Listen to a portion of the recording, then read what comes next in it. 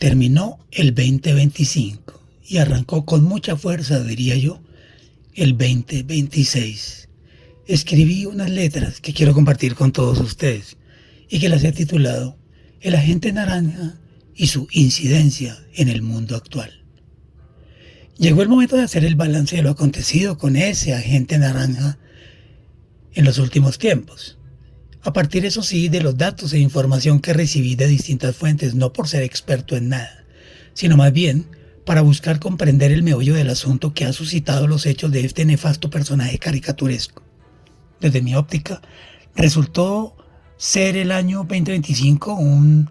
espacio complejo a nivel geopolítico, por varias razones, entre ellas la guerra entre Rusia y Ucrania, que aunque no se detiene, tampoco volvió a sonar en los medios de desinformación, de comunicación. Otro año más del genocidio cometido contra el pueblo palestino, cuya autoría está en cabeza de psicópatas conocidos como Benjamín Netanyahu y ese agente naranja, quien además de ser un genocida es abusador de menores, según los archivos de Epstein. Es decir, un genocidio perpetrado por dos cabezas del sionismo mundial que tienen este planeta patas arriba, sumido en la muerte, el hambre, la miseria, las guerras y los asesinatos descarados en diferentes lugares del mundo, por ejemplo en el Caribe, en las aguas del Caribe, muy cerca de Colombia y Venezuela. Ese agente naranja desató la guerra comercial a través de sus misiles arancelarios contra todo aquel gobierno que algo le chistara, como por ejemplo México, Colombia y Brasil. Incluso se metió con nada más y nada menos que con el gigante asiático China, país potencia del mundo actualmente, no precisamente por invadir países o inventarse guerras, sino por su desarrollo tecnológico y de innovación, por sus capacidades en ingeniería, por su capacidad de llevar la inteligencia artificial al servicio de su pueblo, y es así como hoy ha venido generando de manera consistente cerca de 10 millones de nuevos empleos, especialmente en sectores como los de servicios y tecnología. Aquí de verdad creo que en lugar de estar criticando ese modelo de la China, deberíamos estar aprendiendo de ellos y firmando alianzas para mejorar la realidad de nuestros países. De otro lado, se estima que alrededor de 800 millones de personas salieron de la pobreza extrema en China en los últimos 40 años, dato no menor dado que su población está en los casi 1.414 millones de seres humanos, ocupando el segundo lugar en población mundial después de la India, y en donde habitan aproximadamente 1.470 millones de personas.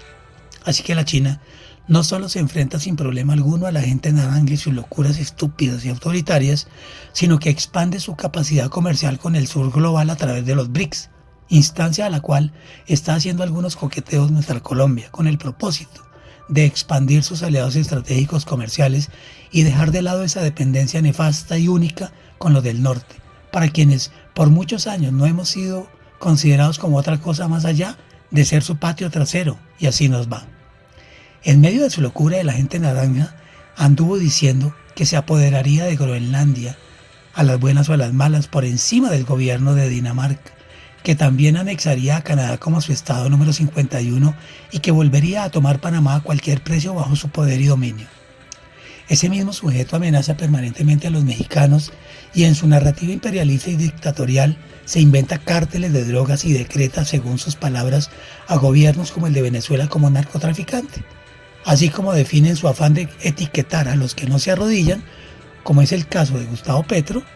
a quien lo tilda de narcotraficante y que nada está haciendo para luchar contra las mafias del narcotráfico, pese incluso a que este gobierno ha sido el que más ha incautado droga en las últimas décadas. Pero claro, todos sabemos que a la gente naranja eso le vale huevo, y que los define así, sin prueba alguna, es para poderlos declarar terroristas y a partir de allí incluirlos en la lista Clinton y poder invadir sus territorios cuando le plazca, sin que tenga más pruebas que sus propias mentiras y posturas grotescas que violan todas las normas del derecho internacional humanitario. Comportamiento típico de un emperador en aprietos. Ahora no solo trajo su poderío naval y aéreo militar a las aguas del Caribe, muy cerca de Venezuela, sino que está utilizando a Guyana como su amiguis para meterse poco a poco al país que tiene el 20% de las reservas del petróleo del mundo, usando el conflicto que este pequeño país, Guyana, tiene con Venezuela por un territorio llamado el Esequibo, y en donde hace poco tiempo los británicos descubrieron bajo sus aguas nuevos yacimientos de reservas del crudo. Así que el agente naranja está disque apoyando a Guyana, eso sí, para robarle el petróleo, usarlo como plataforma de guerra y base militar y al final buscar quedarse también con todas las riquezas de los venezolanos. De nuevo, el mismo agente naranja ha buscado hacerse más famoso al bombardear a diestra y siniestra lanchas en aguas internacionales del Caribe, asesinando a su antojo personas que sin preguntar o revisar nada mueren bajo los misiles norteamericanos, dejando a sus familias en medio del dolor y de paso marcadas por la noticia de que eran simples narcotraficantes, a quienes además los medios hegemónicos del mundo así los señalan para lavarle la cara a los asesinos del norte, diciendo que Estados Unidos ha bombardeado lanchas de narcotraficantes y así queda la nota en la mente de millones de personas en el mundo entero. Desde mi óptica de ciudadano común, creo que ese agente de peluquín naranja al que le gustan las niñas y frecuentaba la pequeña isla de St. James, propiedad de su amiguito Einstein, se ha venido equivocando, pues él cree que va a conseguir todas las malas y, por ejemplo, lo que viene haciendo con Venezuela ha hecho sin querer queriendo que ese pueblo se haya ido a buscar ayuda y aliados en otra parte del globo. Ahora anda con socios estratégicos como Irán, Rusia, Arabia Saudita y China, todos ellos archienemigos de la gente naranja y sus nefastas políticas intervencionistas, conocidas ya de vieja data en muchos países de varios continentes del mundo. Dicho de otra forma, a los del norte se les está enredando su afán de quedarse con el petróleo, que se han querido y quieren robar a los venezolanos, así como sus reservas de oro, coltán, minerales de tierras raras, entre muchas otras riquezas que tiene ese territorio. Pensándolo bien, y escuchando a otras personas conocedoras del tema, creo que el gran problema de este país vecino es simple. Es el hecho de ser inmensamente rico en petróleo y otros minerales. Ahí está el meollo del asunto. Esta frase me recuerda a un excelente profesor de matemáticas que tuve en el bachillerato, quien nos decía, hay que llegar al meollo del asunto. El profe se llamaba Ernesto Stacy. Existen actualmente personas y situaciones altamente peligrosas para la humanidad y demás especies que habitamos este planeta. Por ejemplo, el calentamiento global, la inteligencia artificial con las que algunos sujetos quieren aumentar su control sobre el resto de la gente. Me refiero a los tecnofeudalistas multimillonarios como Elon Musk, Mark Zuckerberg, Jeff Bezos, entre otros, quienes a partir de sus gigantes tecnológicas y el uso del algoritmo dominan hoy el mundo, incluso por encima de los gobiernos, y en donde uno de sus principios es la avaricia, a cualquier costo y por encima de los seres humanos y demás especies. Claro está que con ellos está el sionismo, encabezado por el Estado genocida de Israel, que no es ningún pueblo elegido por nadie, solo se creen superiores a los demás y por ello les importa un soberano culo la vida de millones de seres humanos entre niños, niñas, adolescentes, jóvenes, adultos y mayores de cualquier lugar. Ya vemos lo que están haciendo con Palestina, patrocinados descaradamente por el agente naranja, y muy seguramente mañana lo harán en otros pueblos del planeta. Y no sé por qué ustedes piensan en este momento que voy a mencionar a Venezuela, y de paso a nuestra Colombia. Eso lo están pensando ustedes, vaya uno a saber por qué. Lo que estoy diciendo no me lo acabo de inventar, la verdad. Lo dicen personas a quienes veo como verdaderos expertos y de quienes aprendo día a día, por ejemplo, del señor Pablo Bohor, que es médico colombiano, quien lidera su programa Palabras Mayores en el canal de YouTube. Jorge Madfut, novelista, ensayista y profesor universitario, uruguayo-estadounidense. Pablo Iglesias, politólogo y expolítico español, director del canal Red y presentador de La Base,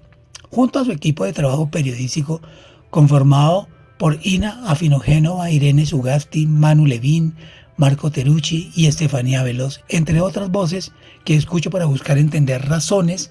de lo que sucede sin que con ello ande buscando tener la razón. Comparto las opiniones de quienes dicen que los del norte son un imperio en decadencia cuyo peligro para los demás países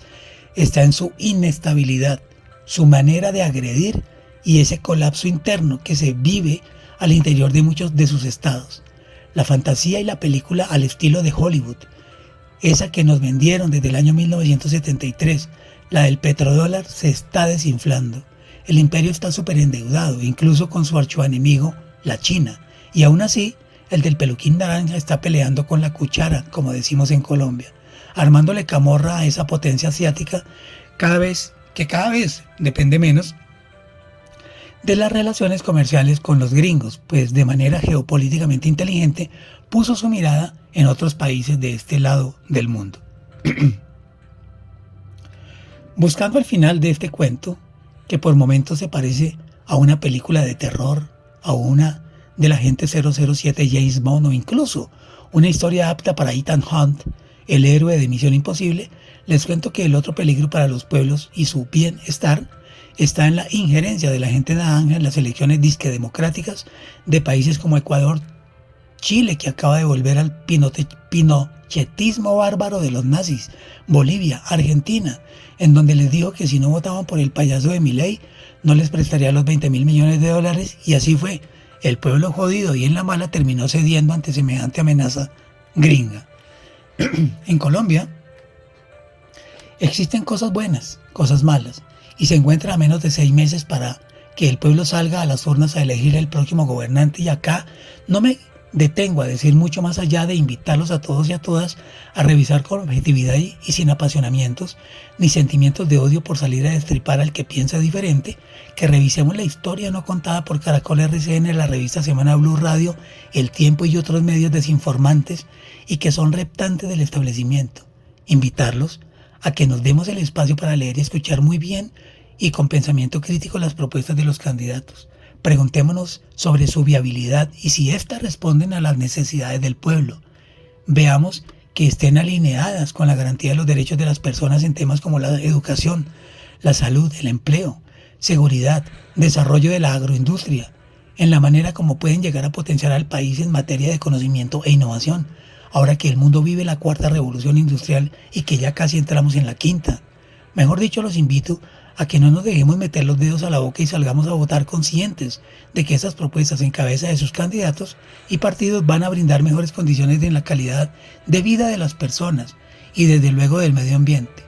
Recordemos que nosotros mismos somos uno de los elementos que componen ese medio ambiente y que debemos cuidar y proteger para beneficio de las nuevas generaciones. Bueno, y cuando ya iba a cerrar esta historia, hoy sábado 3 de enero de 2026 despertamos con la noticia de que ese mismo agente naranja y su ejército acaba de invadir Venezuela bombardeando con misiles, como tantas veces lo había ya anunciado y que todos sabíamos que tarde o temprano iba a suceder.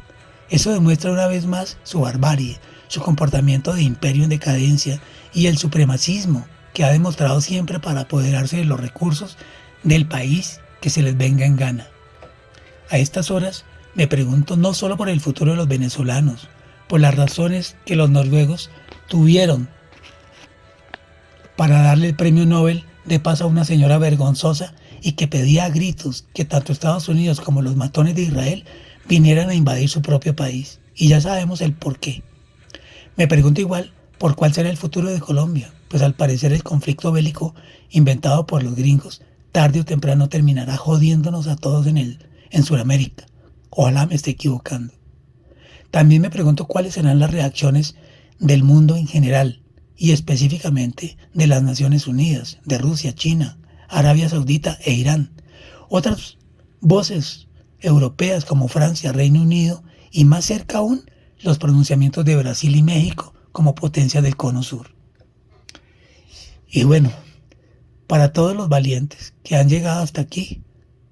para todos y todas, mis mejores deseos por un año 2026 lleno de sueños cumplidos, de mucha salud física y mental, progreso y bienestar en sus familias.